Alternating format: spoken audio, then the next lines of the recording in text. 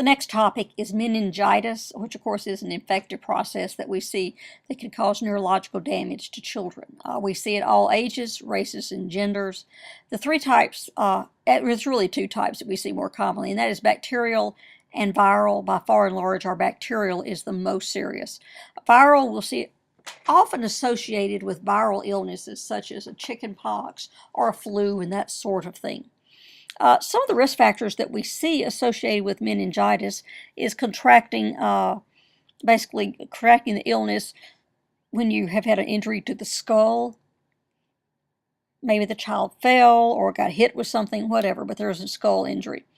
Also, we see it more commonly with crowded living conditions, and that's simply because I think there's more germs and bacteria around that the child could be exposed to. And of course, if they have a bacterial infection somewhere else in the body, it is always a potential problem that it could migrate to the brain itself.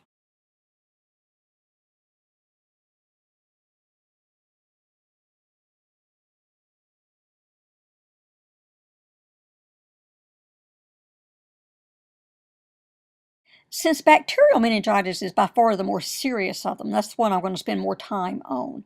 With bacterial meningitis, we usually see it in two major groups. So that would be infants or very young children, like under 2 years of age, with 6 months being, 12 to 6 months being the most common age.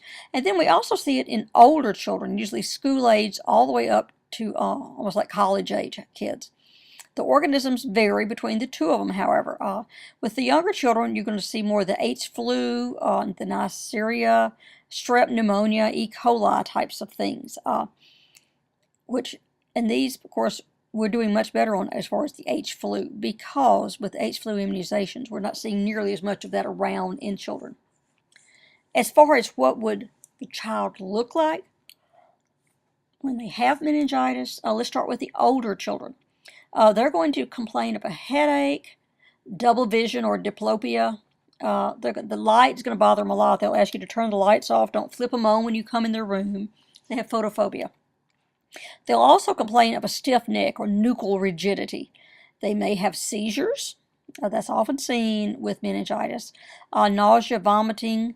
You may also have positive Kernig's and Brzezinski's.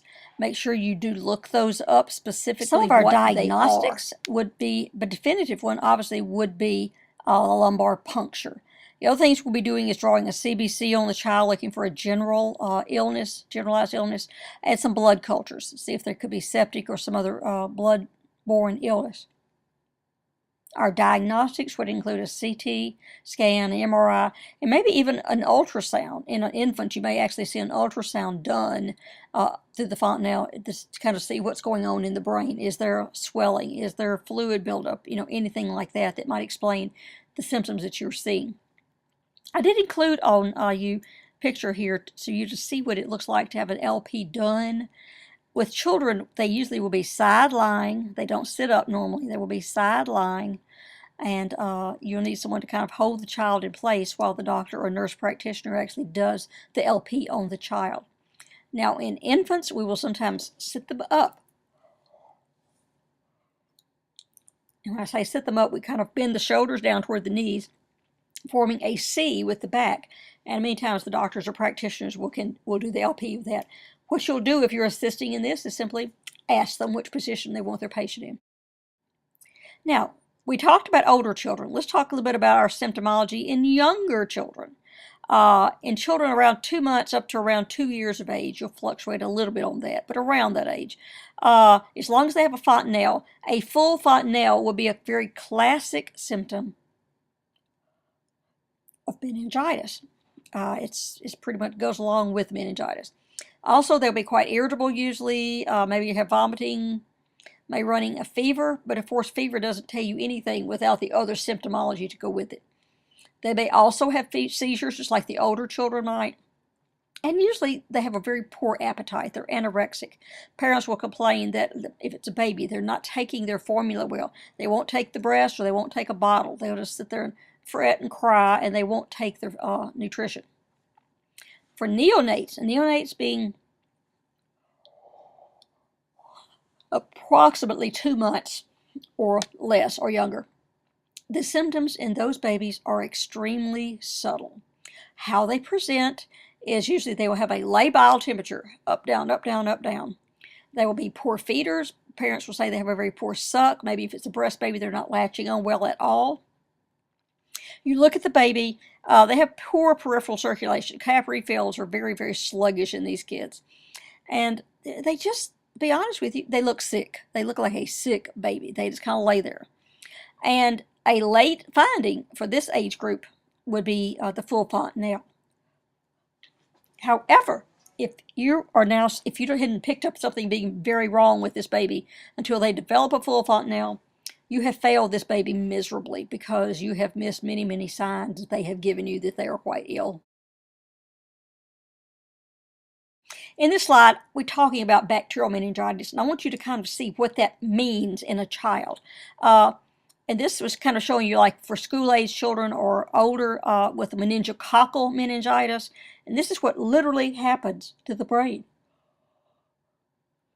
It coats the brain itself. You see the normal brain on the left and the meningitic brain on the right. It literally coats the brain with this gooey, thick secretions type of thing. So you can see why you have all the symptomology that you do. With meningococcal meningitis specifically, you're going to have a petechial or purpuric rash, and you'll notice that that child is deteriorating very, very quickly. So if you're ever working in an ER, a clinic, a doctor's office, anything, and a child comes in complaining of headaches, fever, and you literally look at them, and you start to see this rash all over their body, throw a mask on them, throw a mask on you, and isolate that child till you can get them to the nearest hospital, because they progress very, very quickly, and it can have some very, very severe sequelae, and it may be fatal. Some of these children will lose limbs because they go into DIC, they clot off their vessels, they go into DIC, and they actually can lose fingers, toes, hands, and entire limbs. One child I took care of lost 3 out of his 4 extremities, secondary to meningococcal meningitis. As far as treatments for a child who has meningitis, obviously they're going to need antibiotics, and they will get multiple antibiotics given to these children. Usually they are IV, but I have seen them given intrathecal as well, directly into the spine to try to treat the meningitis and the organisms they're in. They may be on steroids, especially if they are experiencing cerebral edema secondary to the infection itself. So you may see steroids given to them. Definitely analgesics for the pain and the discomfort and the aches that go along with that. Additionally, they will be in respiratory isolation. So it's full gown, mask, gloves to take care of these kids. You're going to be monitoring the ICP. Now, if the child is alert, they will not be in the unit necessarily at all. So when we're monitoring ICP, we're simply looking for symptomology of increased ICP. So change in level of consciousness. The child may begin to seize. There may be a variety of things. But obviously if they are in a unit PICU, you may actually have an internal probe to monitor the ICP in these children. And then pain management. We have to walk a very fine line with this, however. Yes, they are in pain, their head is killing them, their neck stiff, they're very, very uncomfortable, etc., etc. But we can't overly sedate them, because then that will obviously cause a change in level of consciousness. So then we're caught between the thing of, is the change in LOC related to the medication I gave them for pain? Or is the change in LOC related to cerebral edema and the worsening of their condition? So we have to kind of walk a very fine line with pain management with them. But we do give them pain medications. Don't think we don't. We really do. But we have to monitor them very, very closely, looking for problems associated therewith.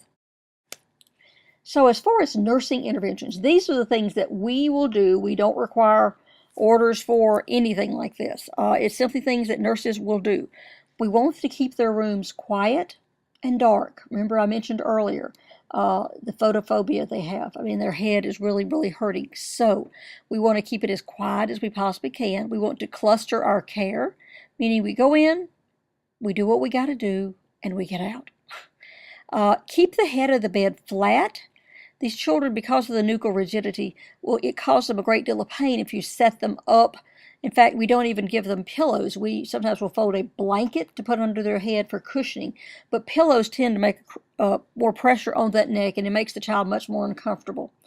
We recommend a side-lying position for them. If they just simply don't want to do it, fine, but have them at least try it. Lay on their side and put pillows in behind them, and most children find that this is more comfortable than laying on their backs.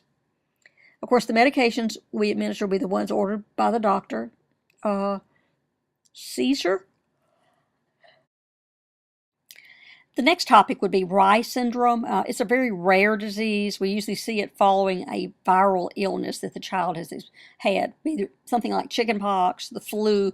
It's a lot of the communicable diseases, those sorts of things. It can affect any age child and is equal between genders, so there's no preference for boys or girls. It affects 3 body systems: the brain, the liver, and the GI tract. What you begin to see is a change in level of consciousness in the child, so that's the brain involvement. The liver, you'll begin to notice this child may become jaundiced, but if you run lab work on them, their liver enzymes are very, very off. And then as far as the GI tract, they have what we describe as intractable vomiting. They vomit and vomit and vomit. So they become dehydrated very quickly. REYE syndrome progresses quite quickly. And we diagnose it based upon the history of the viral illness and the symptoms that we're seeing in the child and the lab work that is along with them. Treatment is definitely supportive early, so therefore early diagnosis is imperative for us in order to treat these kids well and have a positive outcome. We maintain hydration because these children are not able to actually take anything in PO. We monitor for bleedings, related to the liver involvement, keep the head of the bed elevated on them, and usually they're going to require some form of ventilatory support until they kind of can work their way through this. Our medications we use will be vitamin K, that's related to the bleeding problems we see, and then the mannitol related to the cerebral edema that these kids may be experiencing.